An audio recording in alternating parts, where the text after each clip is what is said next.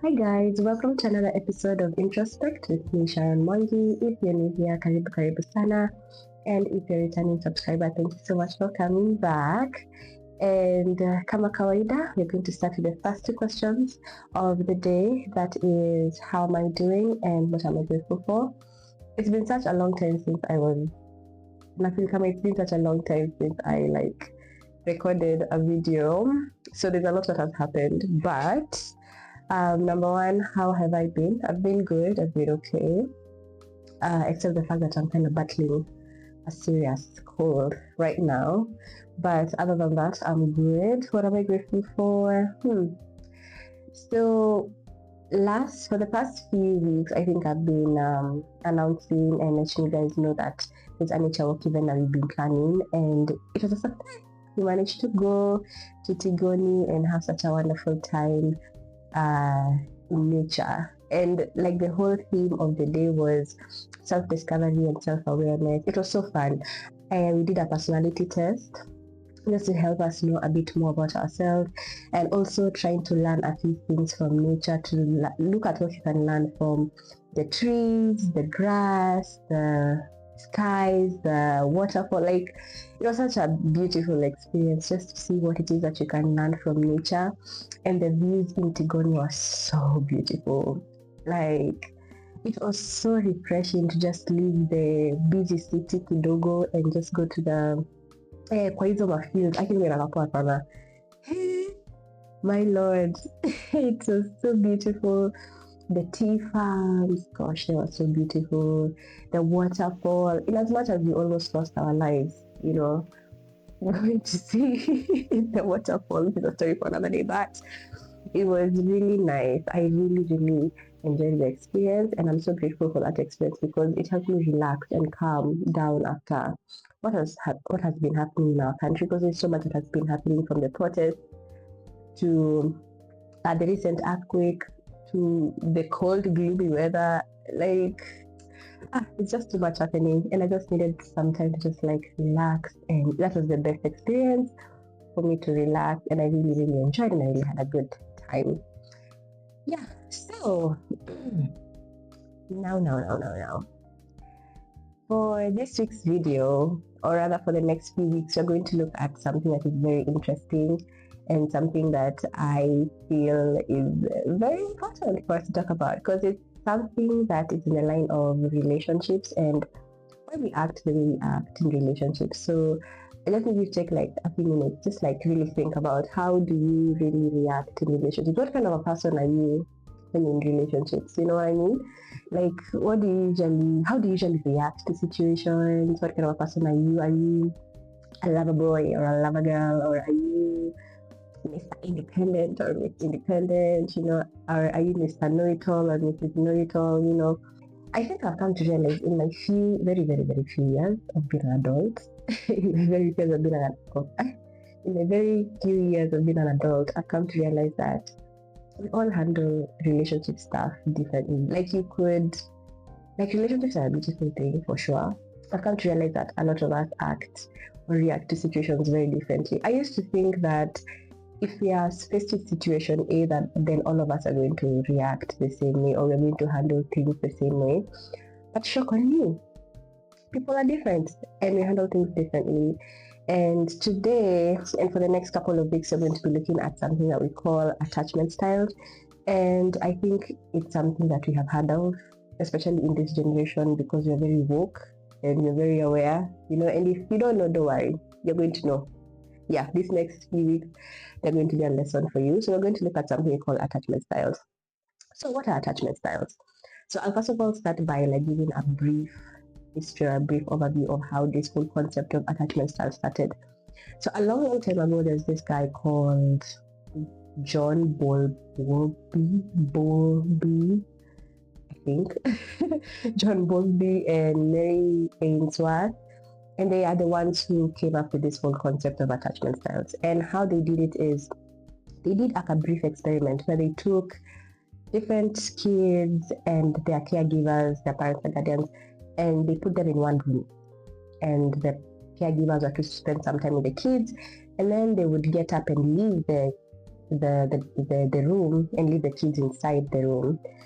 And after a while, they would come back into the room and continue spending time with their kids. And the whole experiment was to really assess how different kids reacted to those two situations.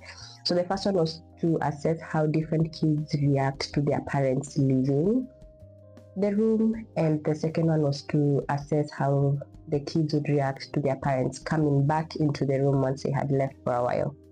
So you could find that some kids, when the caregivers left, they were very sad, they were throwing tantrums, they were angry. Then there are those who are just calm and relaxed. Then there are those who are like, I don't even care.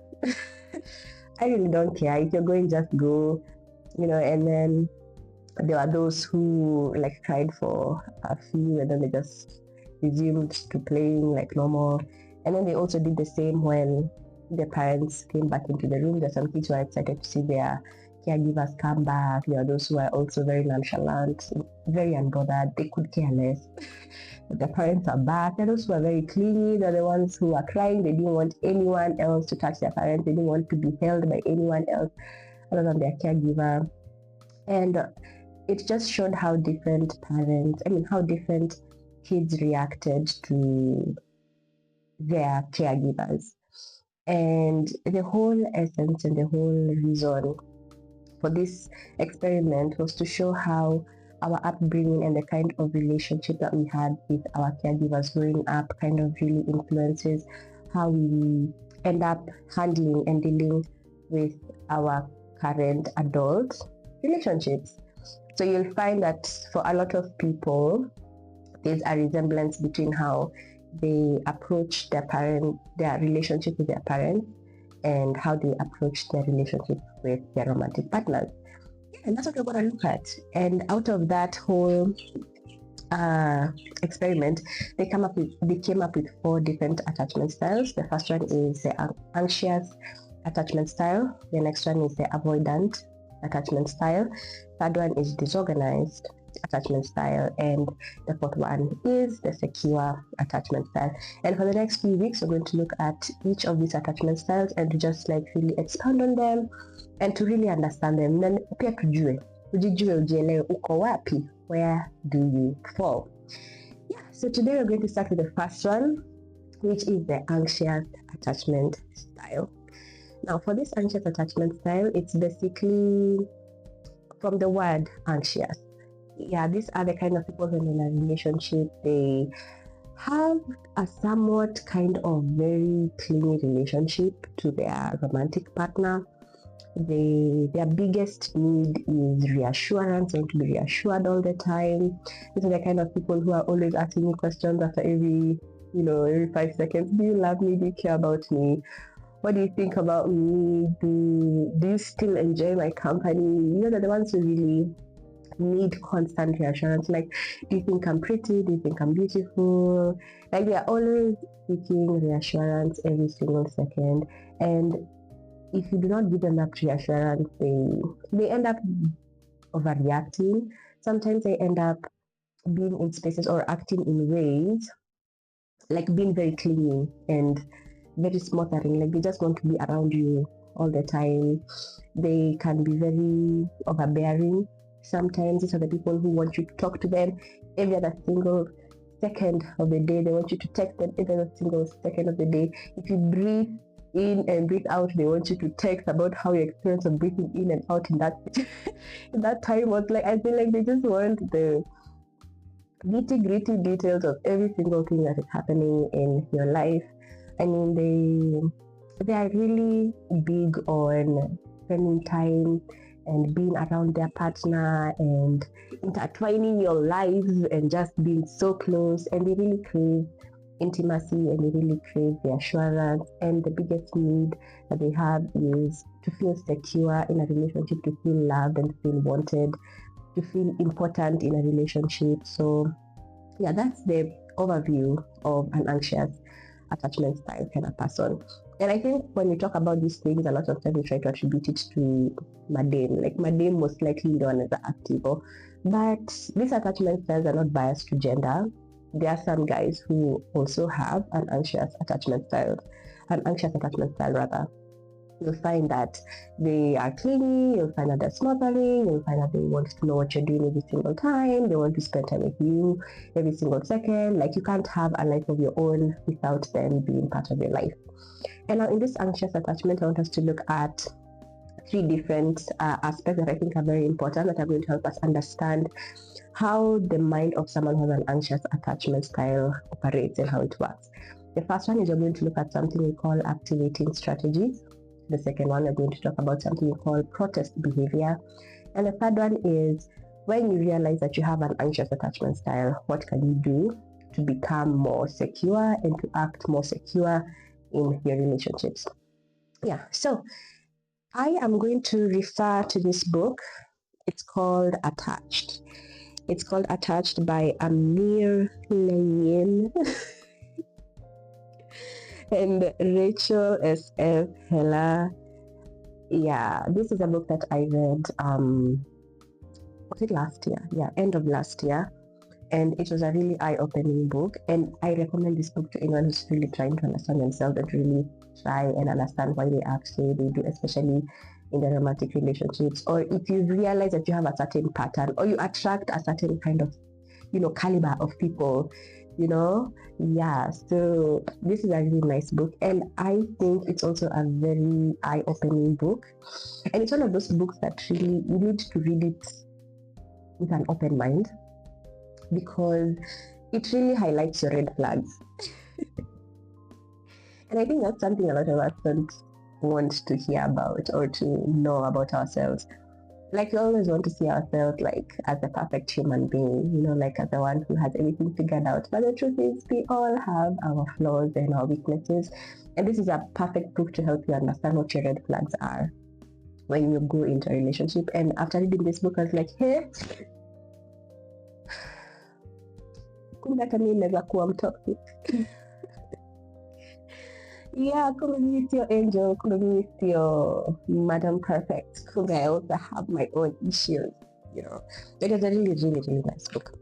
And I'm going to be referring a lot to this book because I think it has really good information and it breaks things down in a very, very easy way. So let's start with the first thing which I mentioned, which is something we call activating strategies.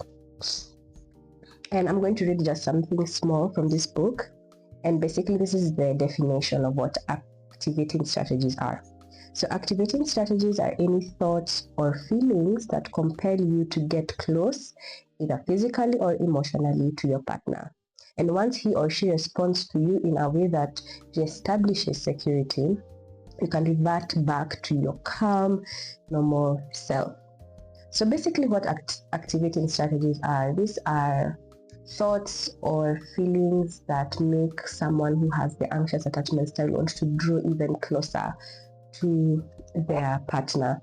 And this draw closer is not in a healthy way. It's in an unhealthy way. I think it's something healthy for you to want to be close to your partner, but when we talk about the closeness here by the anxious attachment style, it's not very healthy. And we're going to look at some examples. So these are things or thoughts or feelings that make and push the person with the anxious attachment style to want to be even closer with their partner.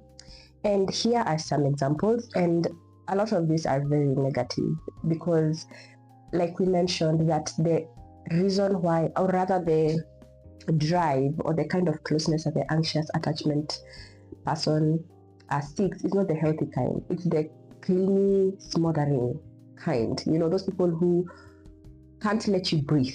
They really can't let you breathe. So number one, there is thinking about your mate, and it leads to difficulty concentrating on other things. So if you're someone with an anxious attachment style, sometimes you can find yourself really fantasizing and thinking about your partner to a point where you lose concentration on other things that you should be doing in your life. By that I mean like, it's normal for you to really think about someone who you really like or in a relationship with, but for the person with an anxious attachment style, theirs is a bit different because it kind of impairs every other thing that they're supposed to do. These are the kind of people, if they're at work and they have not received a text from their person, they cannot be able to be productive in work. They can't focus through meetings, they can't do anything productive the whole day just because their partner hasn't texted them. Number 2 is remembering only their good qualities. Like if there's something anxious attachment style people are very good at is only seeing the good in someone. These are the kind of people who will find it very, very hard to accept the negative or the weaknesses or the toxic behaviors of their partner. So what ends up happening is that, and I'm going to combine it with another one, which says they believe that even though you're unhappy, you're better staying than letting go. Like they do not believe that it is possible for their partner to be that bad. And even if they're showing any signs of negativity, they're like, I mean, it's not that bad. Like they really know how to dismiss the negative and the toxic qualities of their partners. Or if there is any issue in the relationship, they're very good at making excuses for them. Like really trying to make the situation not look as bad as it is. So they end up saying things like, oh, he can change or she can change. Oh, I can change him. You guys don't know him, what can I do? I can change him. Or they say things like all couples have problems, you're not special in that regard. Like kila mtu akona mashida. Everyone has their own demons they're fighting, so even us, we're just fighting our demons. Mind you, ni mtu anachapa kila usiku, being battered. Na anasema it's okay, it's normal, it's fine, every relationship has problems. Yeah, the thing about anxious people who have an anxious attachment style rather, they have a huge fear of losing their partner. They have a huge fear of like being alone.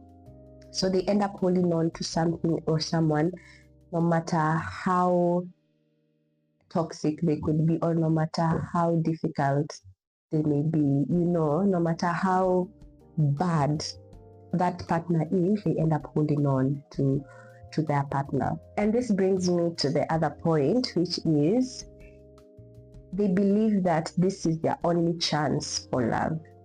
Like they believe that they do not have any other chance of finding true love other than the person they're with. So they end up saying things like, I'm only compatible with few people. What are the chances that I'll find someone else? I don't think if I leave this guy, I'll ever find someone else as good. I don't think I'll ever find love again. This person leaves me, I'll die lonely and I'll die alone. It will take me years before I meet someone else. So they convince themselves that they are not, it's going to be very hard for them to get into any other relationship if this particular relationship they're in ends. Yeah, so those are just a few examples of activating strategies that anxious attachment style people have. And I want us now to look at the next thing, which is protest behavior. Now, like we have established, people with an anxious attachment style have a great fear of abandonment and like being left or their relationship ending after they have like really committed to someone for a very long time, or even just for a short time. They find it very difficult to let go of the person. And sometimes once people in a relationship, or once they're in a relationship where they are going through a conflict or they have a disagreement, their anxiety kicks in even 10 times more. Because like when you're having a conflict or you're in a disagreement, their way of interpreting the conflict or the disagreement is, this person wants to leave me, this person wants to go and they want to leave me alone, they want to end this relationship, they're not happy with me.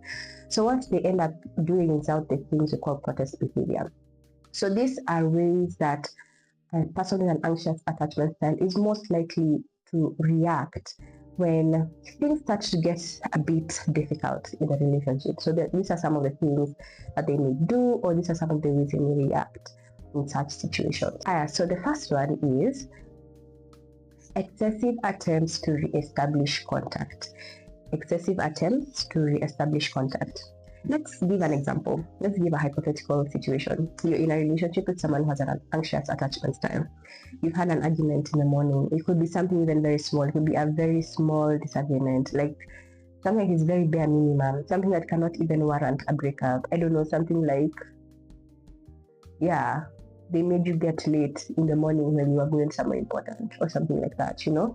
So there's a bit of a conflict there, there's a bit of a disagreement there, right? But is it something that really warrants like a breakup or a divorce? No, not really. But you say like, I just need some time for us to be able to, for me to be able to calm down, and then we can have a discussion about it later, right?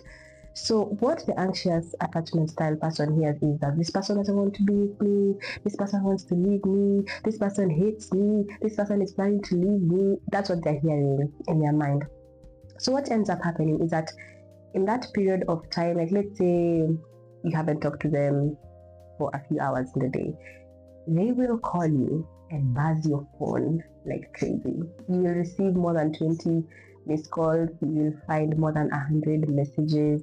You're going to find a long text messages of them explaining why they did what they did, of them saying how they love you and they can't imagine leaving you, and all those kind of things. So they really go an extra mile to try and reestablish contact with you. Even say, for example, you've decided to be like, okay, just give me a few hours just for me to be able to decompress, I'm tired, or something like that. Or even it could be something that is very valid, like you have meetings for the whole day and you tell the person, I'm sorry, but I can't be able to talk for the next like 5 hours because I have a lot of work, or I'm going to be held up in meetings in the course of the day. This person doesn't hear that. This is the kind of person who just pop up at your workplace just for the sake of it. Not because like they have like a nice surprise for you, no. They just feel the need to be excuse me, they just feel the need to be close to you, and they are afraid of losing you. So yeah, they really go beyond like the normal standard for them to reestablish contact with you. And sometimes what these people even end up doing is, there are two parts of it. There are those who will go beyond and try to establish contact with you. That is, they call you consistently, they text you consistently, and then they withdraw. So it's like a form of punishing you for some weird reason. You know, it's like you find they call you, you receive like 20 missed calls, and then they switch off their phone. So when you try to reach out to them, you find a countermeasure, like you can't reach them, their phone is off. So it's like a kind of way of them punishing you, or you find that they have sent you so many text messages and then they block you. You know, or such kind of thing. And these things sound oddly familiar, you know? They sound oddly familiar. So you find that these are the kind of people who go beyond the normal standard in trying to reach out, and then they block you, or they cut off communication just to like punish you for some reason. Another form of protest behavior by the people with the anxious attachment style is keeping score. So they will keep score of how things are running, like in a relationship, especially when things go bad. They're like, okay, I called him at this time and he didn't pick up, or I called her at this time and she didn't pick up. So the next time she tries to call me or he tries to call me, I'm not gonna pick up. Yeah, ndio hata yeye asikie venye mimi nilisikia venye nilipiga na hakushika simu. Yeah, so they are trying to keep score and like to be even, you know, or something like that. So they really try to keep score of things and how things are going on in the relationship. The other one is they act hostile. They have like they throw tantrums. It's like, picture you're in a supermarket with a kid and the kid wants something but you tell them no, and how do you react? You know, yeah, that they throw tantrums. So you realize that people who like roll their eyes, they pout, they have the whole, they develop an attitude. Yeah, you know, like when they're interacting with you, you realize, hey, what is going on? And just a disclaimer, sorry guys if you're hearing some noise in the background. Today I'm not alone in the house. We are kuna wase kadhaa kwa nyumba. Sasa, yeah, the kind of some noise, but I hope you can still hear me. And so another example of Another example of protest behavior by someone who has an anxious attachment style is threatening to leave. So you realize that once you get into an argument or into a disagreement, or you just have like something going on, these are the kind of people who really throw in the basi situachane basi, I can't even leave, wacha basi mimi niende. You know, that they really threaten to leave, and which is funny and very ironical, because this is the very same person who their greatest fear is you leaving them or being abandoned or the relationship ending, but yet they're the ones threatening to leave. So one of the things you need to realize about someone who has an anxious attachment style and they threaten to leave, they really don't want to leave. Trust me, they really do not want to leave, and they also really do not want you to leave. Deep down, they don't want you to leave. The reason why they threaten to leave is not because they really want to leave, but they just want to trigger you to a point where you commit more to them, you know, something like that. So they just want a reassurance of your commitment to them.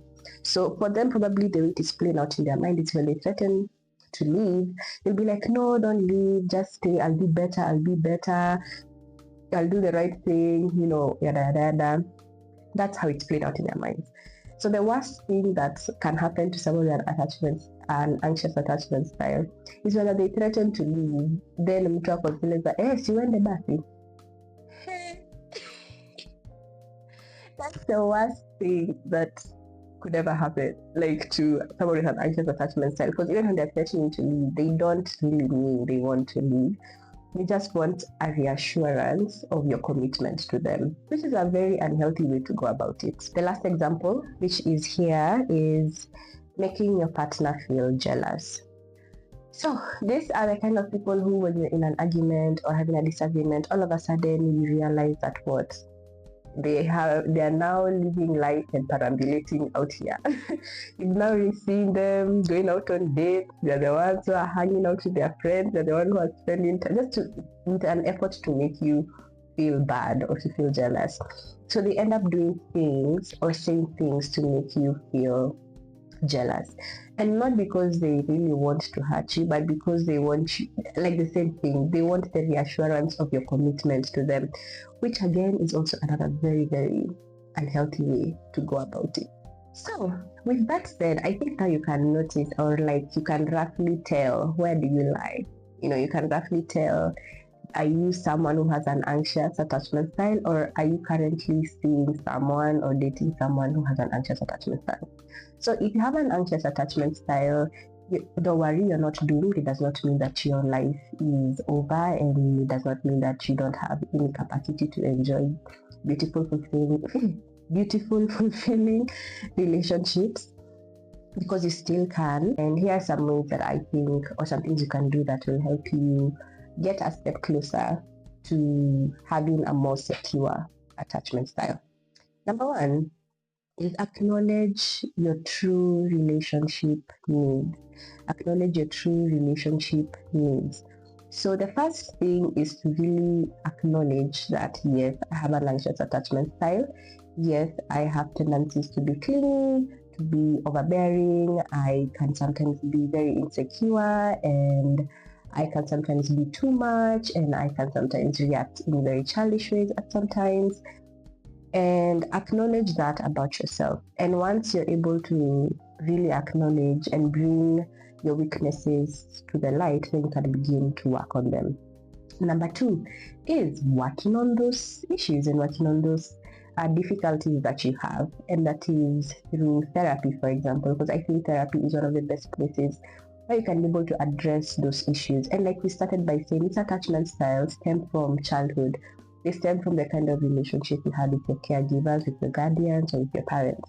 So what ends up happening is, if you do not resolve the things or whatever childhood wounds that you have, then it will be very difficult for you to have a healthy adulthood, you know. So through therapy, I think therapy is one of the best ways that you can be able to do this, is to go and revisit your childhood and heal from those pains that were caused through your childhood, the negative experiences that you experienced with your caregivers and your parents. I think that is another way that you can really be able to heal and to move on, and for you to be able to become a better version right now as an adult. And the other one is be willing to open yourself up to healthy relationships and to people with a healthy, secure attachment style. Because what really ends up happening, we're going to look at this in the next video, is people who have an anxious attachment style, sometimes, most of the times actually, are not attracted to the people with the secure attachment, but they're actually attracted to people with the avoidant attachment style, which we're going to look at the next time, or rather during the next video. And something about the people with the avoidant attachment styles, they really trigger the anxiety of people with an anxious attachment style. So sometimes you'll find that they find themselves in a constant loop of seeing the same kind of guys, dating the same kind of guys who have an avoidant attachment style. So for someone who has an anxious attachment style, be willing to open yourself up to experience relationships with people who have a more healthy and secure attachment style. Not to say people with an avoidant attachment style cannot have relationships, they can, and we're going to look at that in the next video. But be open to experiencing relationships with people who have a secure attachment style. So yeah, I hope that was enlightening, because trust me, when I did this, when I read this book and I really went through the different attachment styles, it was so eye-opening, and it's really transformed how I think and how I reason and how I act the way I act. So the introspection question for today is, do I have an anxious attachment style, or do I know anyone with an anxious attachment style? And if I do, what is it that I can start doing today for me to work toward getting and being more securely attached? So that is all for today. I hope you enjoyed today's video, and share this video with someone who you feel or you think needs to hear this. And I also recommend this book 100%, so please go get the book. It's called Attached. So you can go get the book, because I think it's going to be very transformative and very helpful. And if you haven't subscribed, please subscribe and like, share, and leave a comment below. And I'll see you guys in the next video. Bye.